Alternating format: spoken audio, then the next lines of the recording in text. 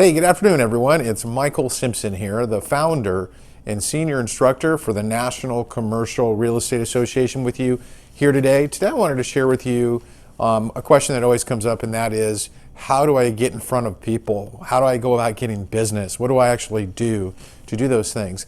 Well, I did a video before. One of my other videos was how it was the top 5 things that you want to do first, okay? And in those top 5 things that you want to do first, number 1 was have a plan, have a general strategy of what you're going to do. 2 was going to be get a calendar, time block. 3 is get some help. 4 is know the market that you're going into, so you know the numbers in the area. And then 5 is what are you going to say? Assuming you've done those things, those would be the things that you do first, obviously. Okay, so now let's say that you've done those things and you've got your time blocking all laid out and you're ready to go. What do you do? How do you actually go out and get in front of people? First, you want to decide, okay, am I going to focus on buyers or am I going to focus on sellers?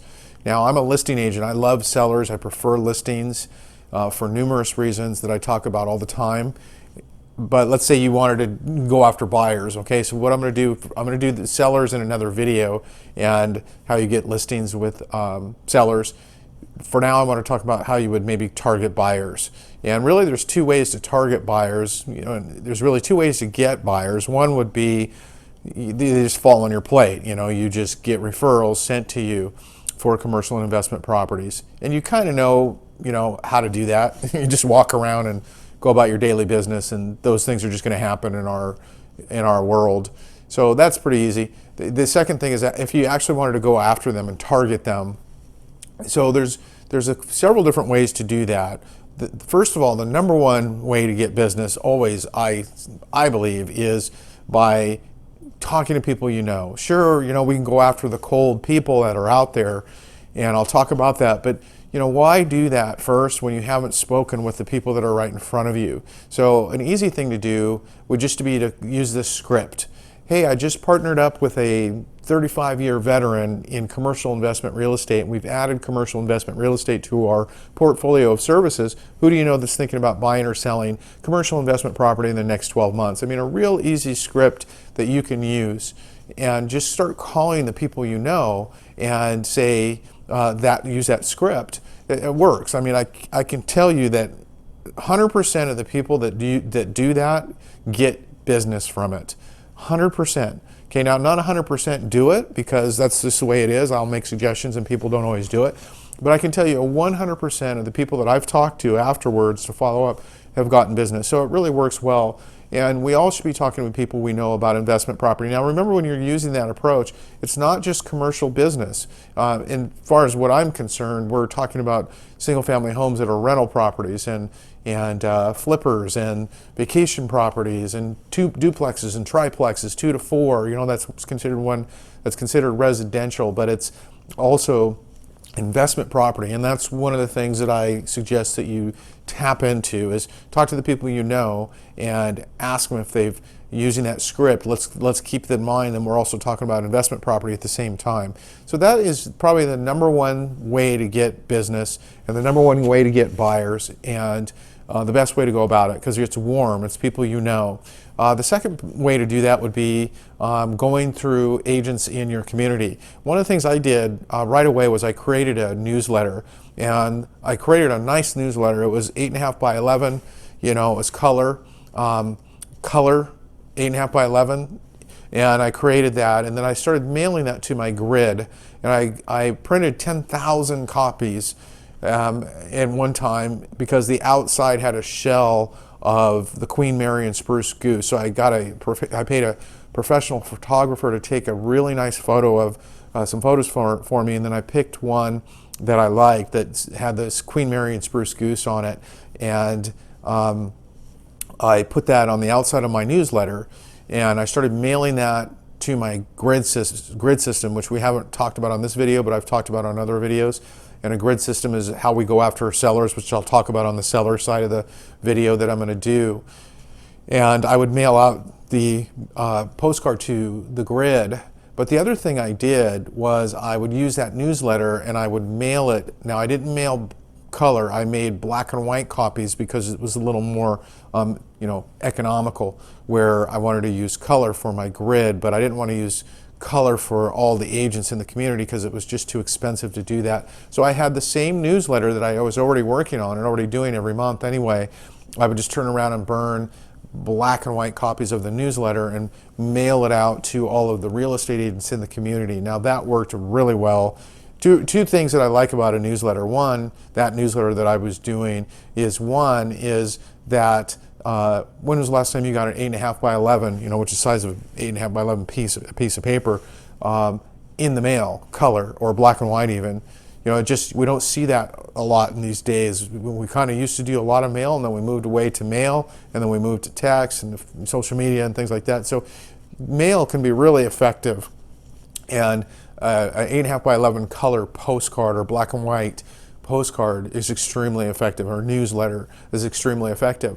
So that's what I did to get referrals in the industry. I was already known as a residential agent that had a good reputation as being an honest, integrity-based agent that did a good job. So when they started hearing that I was in commercial real estate and they saw my newsletter that had deals on it and sales and activity and things like that, they could see that I was a player and that I was serious in getting business, and they could trust me with their referrals. So that's another way to do that, would be to go after the real estate agents in your community and your office, of course. Some of you watching this could be in a large office that has 200, 300, 400, 500, 600 agents in it, and it could be predominantly residential.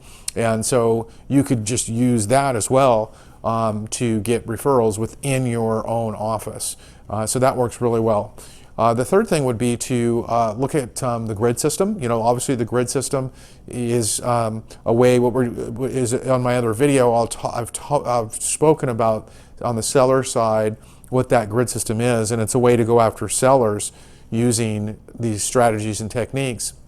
But obviously these sellers are investors, and so what's going to happen is a lot of times when you're talking to people in your grid, they're going to turn around and say to you, oh, by the way, I'm always looking for deals, so if you ever come across something that meets this criteria, let me know, things like that. So they're always going to flip it on you and remind you that they're looking for properties for sale and off the market and things like that. So your grid system is definitely going to generate buyers. Another good way to do that, to go after buyers, is 1031 exchanges. So sometimes you can find, the harder part is finding people who are going through 1031 exchanges. Sometimes you can get this information from escrow companies and title companies and 1031 accommodators. Sometimes you can't. It's kind of, like I said, it's kind of hard. It's kind of confidential, but I've been able to do it. And if you dig and get resourceful, you can get that information. And a lot of these folks who are going through exchanges are under time constraints to find and identify and close on properties. Maybe they're doing a delayed exchange, something like that, and where they're under pressure. And what that means is they have to close or identify a potential upleg, which is the property that they're looking to buy, or they pay taxes. And so a lot of these investors would rather pay even market, or maybe even a little more than market in some cases, rather than not find a deal and have to pay taxes on it. So that's a great resource. That's a great way to do it. Certainly one of my most effective ways has been social media. So social media, first of all, what you do is you start with a website and you build out a website. And what I did is I went to a company called House Hunt that is a residential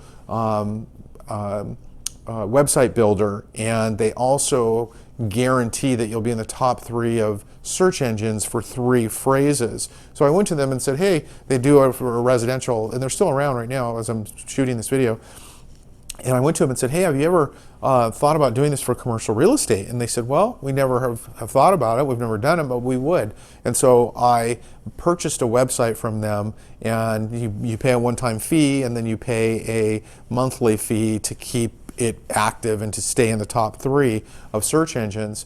And nowadays, you have so many options for websites. So this part for you shouldn't be hard at all, finding a company that will build a website for you. So you get a company that will build a website. Okay, that's number one. Then number two, let's talk about what the consumer is looking for when you are building, when they go to your website. What's the number one thing? Probably properties for sale. So we want to make sure we have all the properties for sale. Now, before I go more into that, what would be anything else that you think would be important to be on your website?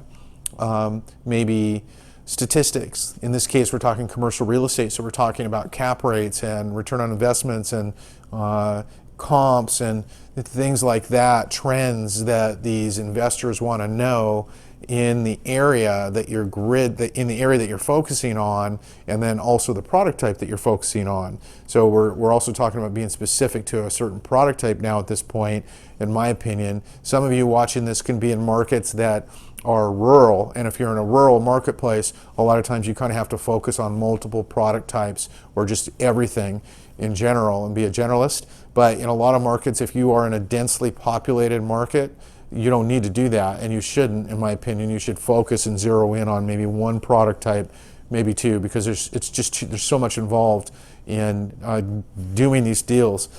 So you, depending on what your focus is there with that, would be what you would have on your website, and you would have those properties available for sale on the website. So the second thing, in statistics and comps and things like that on that particular product type that you're focusing on, obviously.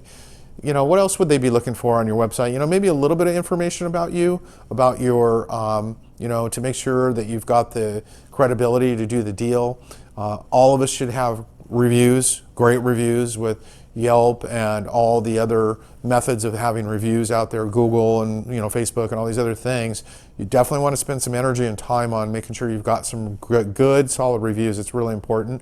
And some good stuff about you and or your team, and why they should work with you, your value proposition, things like that. What else would they want to know? That's probably, those are the main things probably that they'd like to know about when they go to your website. Do they want to know about recipes?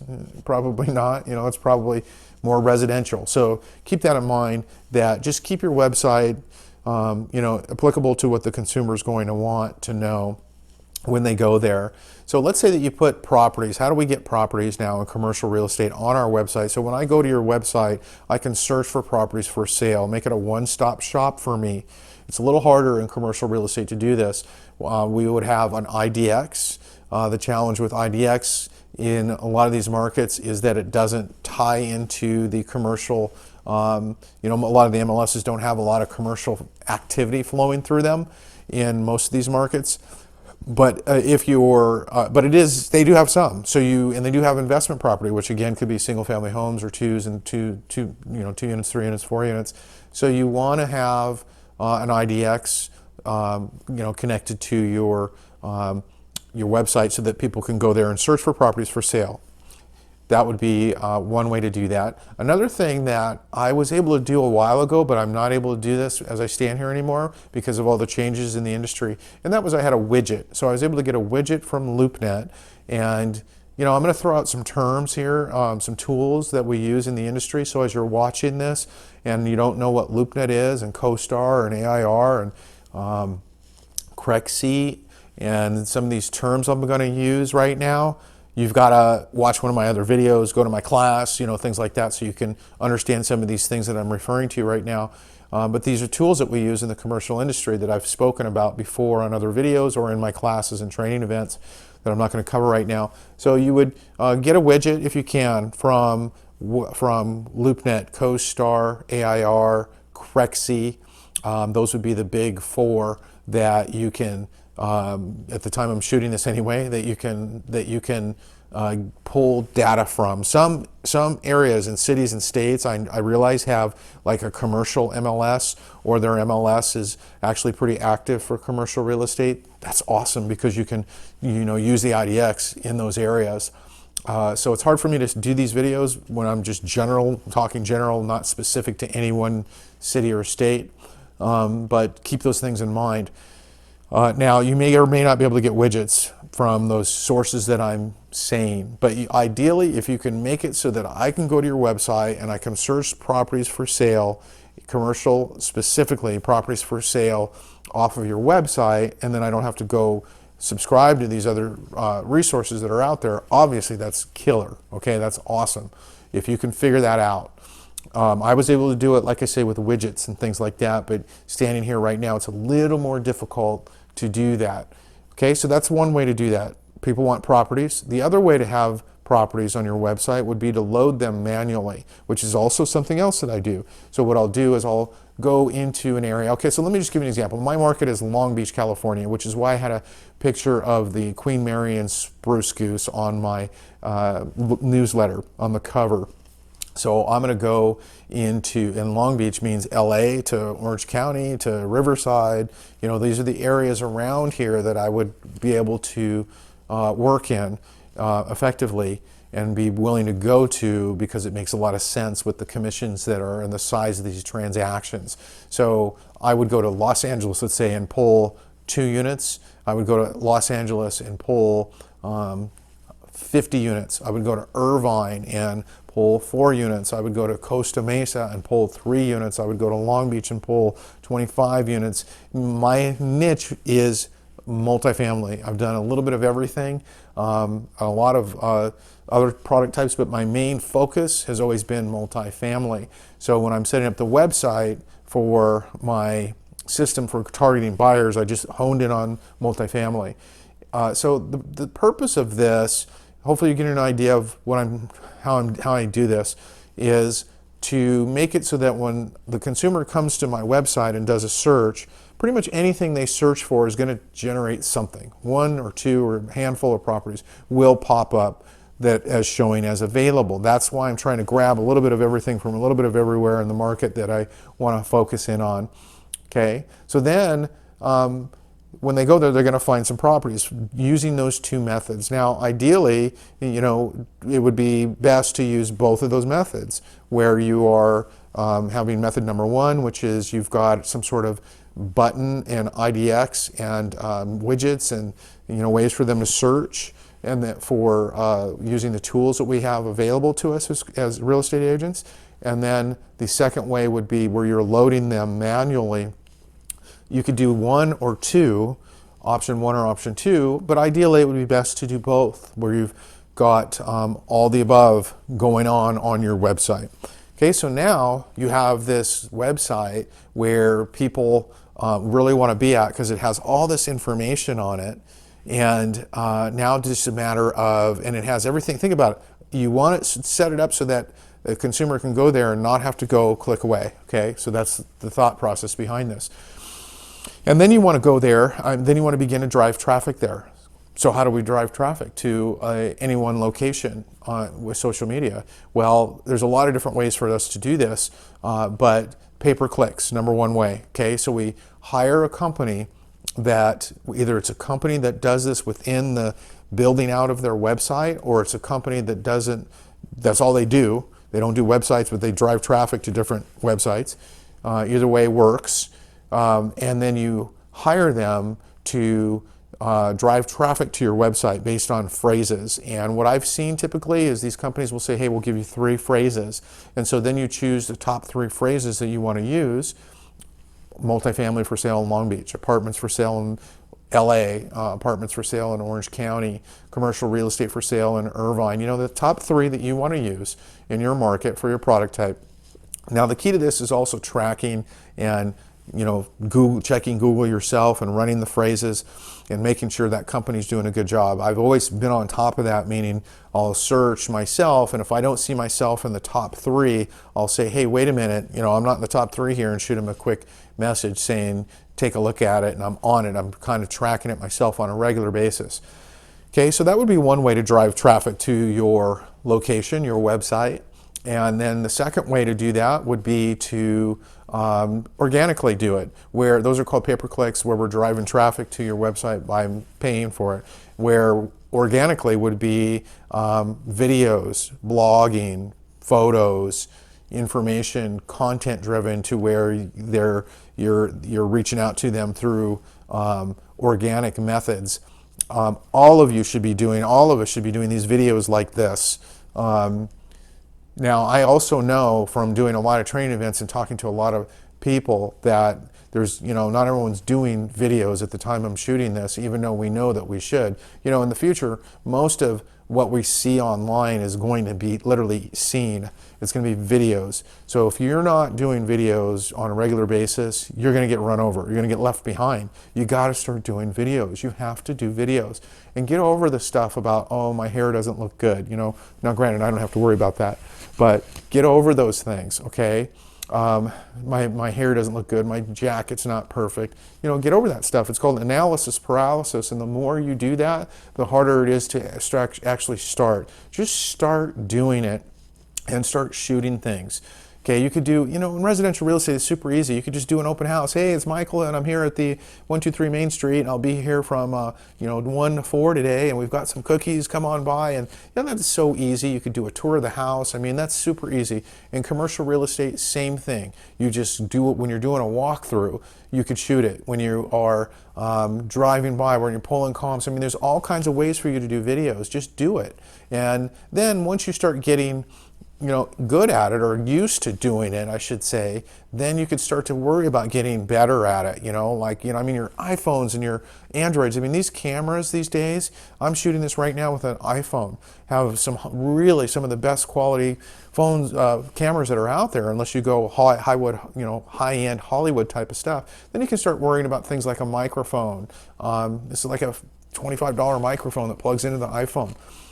So you can do things like that as you start to get more accustomed to doing it. But the first thing is just to start videos.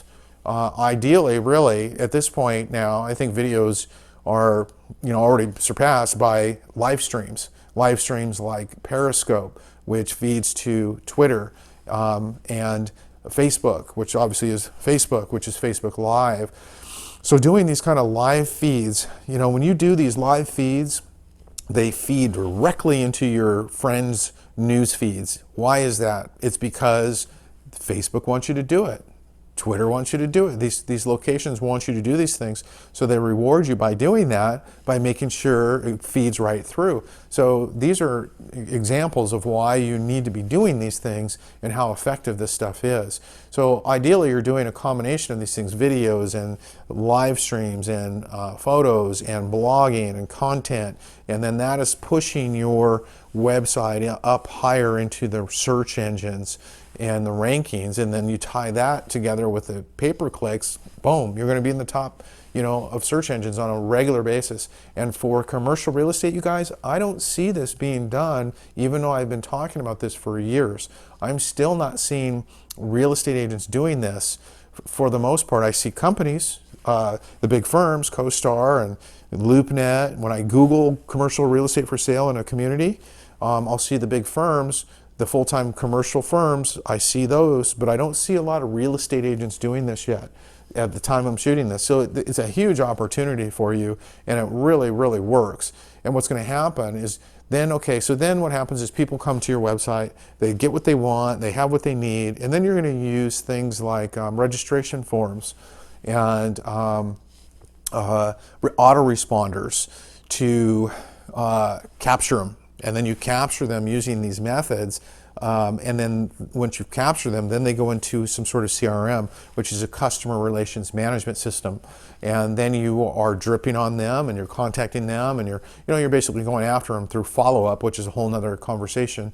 And that's how you do it. Then we're getting buyers. And what's nice about this is that why this is important to you is because when you get a listing, or you have an off-market listing and you want to try to double in that listing, one of the first things we need to do is send it out to people that we know are interested in these types of properties. And if you don't have a database of some sort to where you can send it out to, well, you're really limited as to how you're going to be able to get it out and have a chance at double ending that transaction, which is the purpose of this. And then whenever I get a pocket listing or a new listing, I feed it to my database system, my internet system. I call it a buyer system. And then think about it. I have about 2,000 investors in my database right now. So if I take a listing tomorrow and I feed it, and it's priced right, and I feed it to 2,000 investors and say, hey, this property is not on the market yet, take a look at it and tell me what you think. Of course, we don't send the address and everything, but then they're going to, what's going to happen? It's going to sell if it's priced right.